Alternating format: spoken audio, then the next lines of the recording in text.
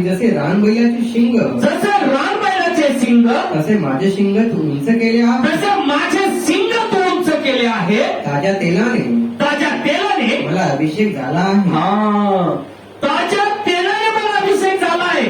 Bible सांगते जसे रानबैलाचे शिंग तसे उंच केलेस. कारण रानबैलाचं शिंग हे काय करतं, समोरच्याला फाडून खातं, फाडतं.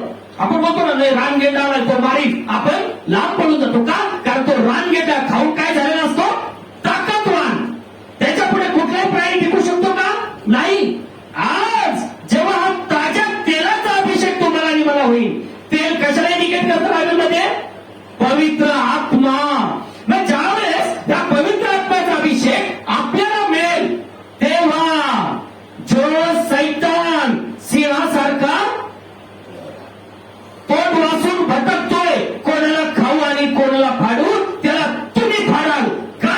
कारण त्यावेळेस तुमच्यावर ताज्या तेलाचा अभंग होईल. अभंग होईल म्हणजे तुम्हाला सामर्थ्य मिळेल, आणि ज्याला सामर्थ्य मिळेल, सैतान तुमच्या पेडमध्ये थांबू शकेल का?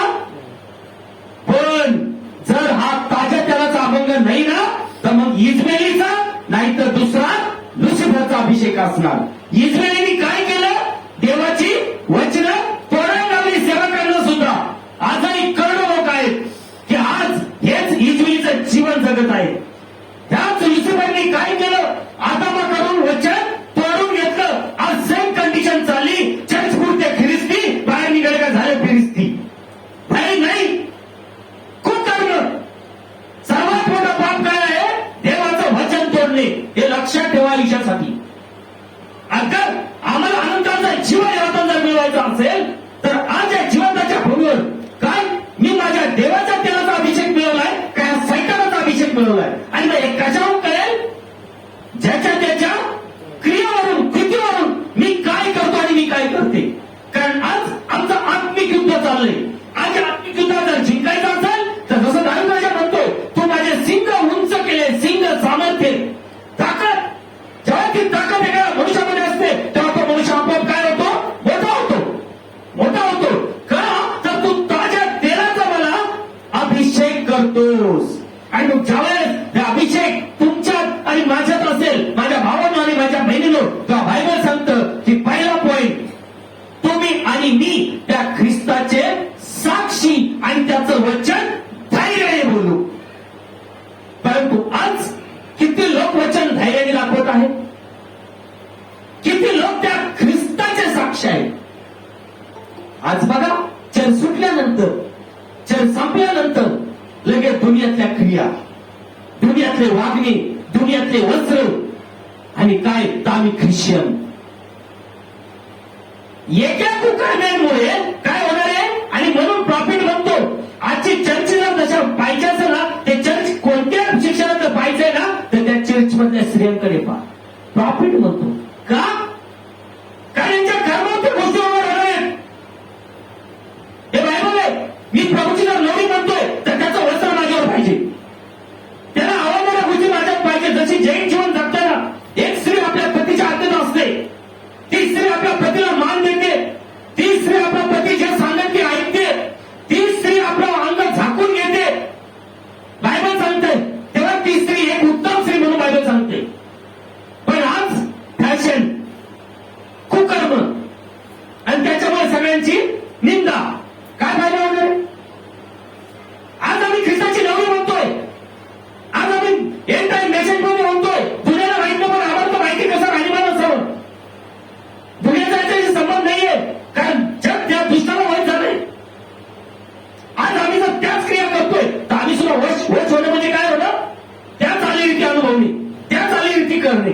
इथं पवित्र शास्त्र सांगतंय, दाई राजा म्हणतो, तू मला ताज्या तेलाचा अभंग करतोयस. आज एक तेल जर अभिषेक मिळवलाय ना, तर पवित्र शास्त्र सांगतं, काय म्हणतंय की प्रेषणाचे कृत्य 20 अध्याय आणि 24 वचन. आज अगर जर हा अभिषेक आपल्या जीवनात जर आहे, तो कोणी असो, बिशप, रेव्हरंड, पास्टर आणि फिस्टर, कोणी असल्या, सर्वात मोठी सेवा काय असणार आहे? विश्वासाने वागणे, वचन पाळणे, की तो सेवक झाला म्हणून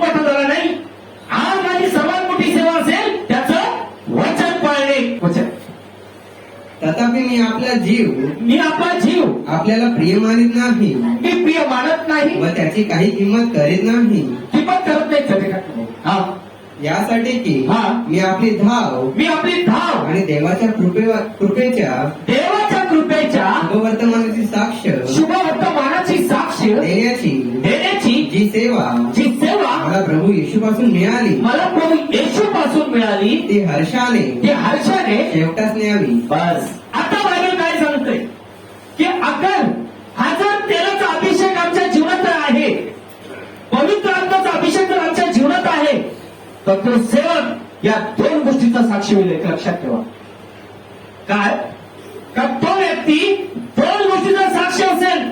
पुन्हा ते वचन वाच, प्रेषित 20:24.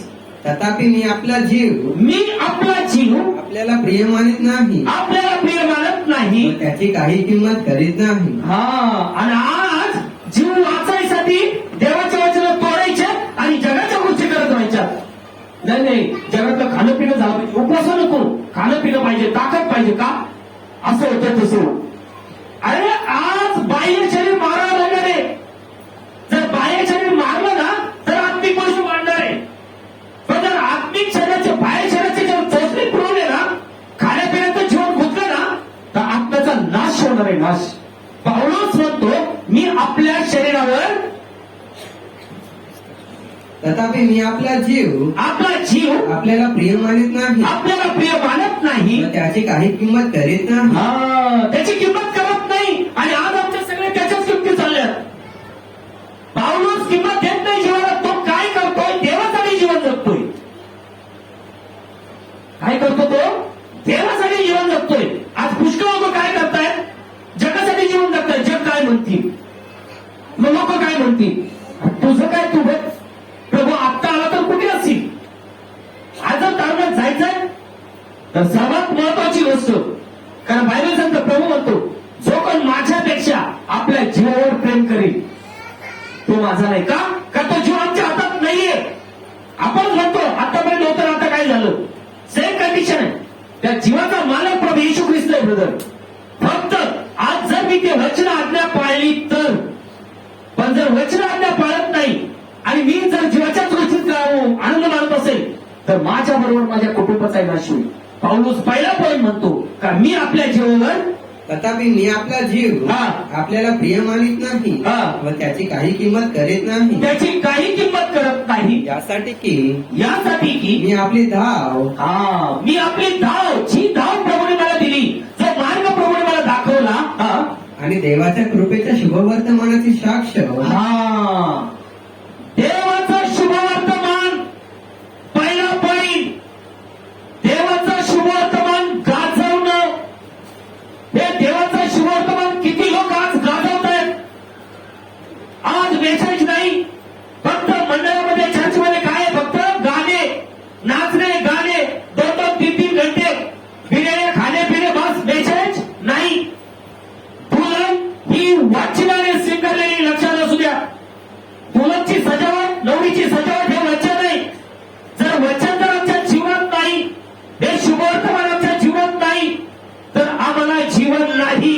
कारण प्रभू म्हणतो या देहापासून काही लाभ नाही. जी वचन मी तुला सांगतो ते आत्मा व जीवन आहे. आणि म्हणून पौलुस पहिला पॉईंट म्हणतो माझ्या जीवावर मी प्रेम करत नाही. का? कारण देवाकडून जी साक्षी मला मिळाली, देवाचं जे शुभवर्तमान मला मिळालं, त्याची मी साक्षी व्हा. कशाची? देवाचं शुभवर्तमान याची साक्षी. किती लोक आज वचनासाठी साक्षी आहेत? दाखवा. वचनाचे साक्षी म्हणजे काय? वचनाचे साक्षी म्हणजे काय?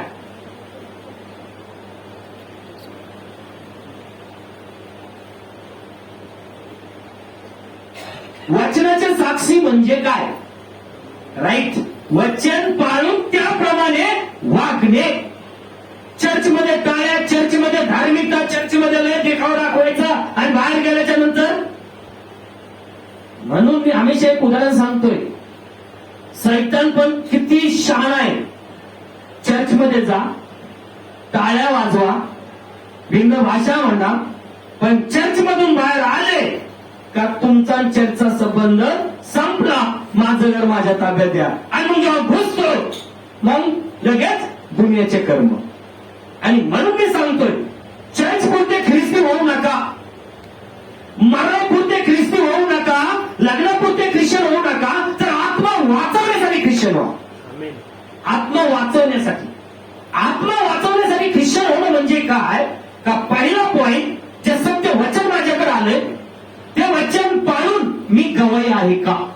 कारण हा शाऊल असताना, जेव्हा तो शाऊल होता, जेव्हा शाऊल असताना जे लोक प्रभू येशूच्या नावाचा बॅप्टिझम देत होते, वचन प्रीच करत होते, त्या सर्वांना हा काय करायचा? छळायचा, सतवायचा, मारायचा. परंतु जेव्हा वाणी त्याच्याकडे आली, आकडी त्याच्यावर उतरला, दोन्ही गोष्टी, वाणी म्हणजे वचन, शब्द त्याच्याकडे आली, एक दुसरा पॉइंट, आकडी त्याच्यावर उतरला, तेव्हा तो शाऊलाचा पाऊलच झाला, पाऊलच झाला. आणि त्याच्यानंतर तो या नावाला मरायला सुद्धा तयार झाला. का? सत्य वचन त्याच्याकडे आलं. आणि मग जेव्हा तो गमलिया त्याच्या समोर गवाही सांगायला लागला, तेव्हा गवाही देताना गमलिया म्हणतो, हा शाऊल होता ना? का? कारण त्या ठिकाणी त्याचं जीवन तिथे काय झालं? त्याचं परिवर्तन आणि साक्षी वचनासाठी. आणि म्हणून आज जर पवित्र आत्म्याचा जर अभिषेक असेल ना, ती स्त्री असो या तो पुरुष असो, तर त्याच्या जीवनात वचनाच्या साक्षी आहेत का? होय, हे वचन मला तोडायचं नाही, ही सर्वात मोठी साक्षी. आणि म्हणून पौलुस म्हणतो का मी माझ्या जीवावर प्रेम करत नाही, तर तथापि मी आपला जीव आपल्याला प्रिय मानित नाही हा. व त्याची काही किंमत करीत नाही, हा. यासाठी की मी आपली धाव मी आपली धाव आणि देवाच्या कृपेच्या शुभवर्तमानाची साक्ष देवाची शुभवर्तमानाचं वचन, हे देवाचं शुभवर्तमान माझ्याकडे आलंय, त्याचं मी साक्षी. आज अगर हा जर आत्म्याचा अभिषेक आम्हाला मिळालेला आहे, आम्ही एंड टाइम मेसेज मध्ये आहोत, प्रभूचं आगमन दाराशी आलंय, आम्हाला प्रॉफिट मेसेज मिळालाय, सगळं आम्हाला कळतंय, तर आपण काय आज वचनाचा मी साक्षी आहे का? मनुष्याचा नाही, वचनाची साक्षी. ही वचनाचं साक्ष होणं गरजेचं आहे. आज पुष्कळ लोक काय करतायत? ते वचनाचे साक्षी नाहीये, ते कशाचे साक्षी आहेत? दुनियादारीचे. कशाचे? दुनियादारीचे. दुनियादारीच्या गोष्टी करायला एक नंबर साक्षी, विटनेस. इथं बायबल सांगतंय, पौलुस म्हणतो का देवाने जी कृपा माझ्यावर केली ना, त्याचं शुभवर्तमान, त्याचं शुभवर्तमान म्हणजे वचन धैर्याने सांगण्याचं आणि त्याची साक्षी. आज जेव्हा हा पवित्र आत्म्याचा अभिषेक आम्हाला मिळतो, त्यावेळेस ही गोष्ट सर्वात महत्वाची गोष्ट ही आमच्या जीवनात असेल. का? कारण ज्यावेळेस हा अभिषेक मनुष्याला मिळतो ना, तो मनुष्य आळशी कधीच राहत नाही ब्रदर. तो मनुष्य जगात भुगरुपायला जात नाही ब्रदर. किंवा तो मनुष्य स्वार्थपणाचं जीवन जगत नाही. तो मनुष्य बेचैन असतो, मी प्रभूसाठी काय करू, काय मी देवासाठी काय करू. आज अभिषेक झालाय, मग फक्त खाणे पिणे नाचणे किंवा जगातल्या गोष्टी, वचन तोडणे. पवित्र शास्त्र सांगतं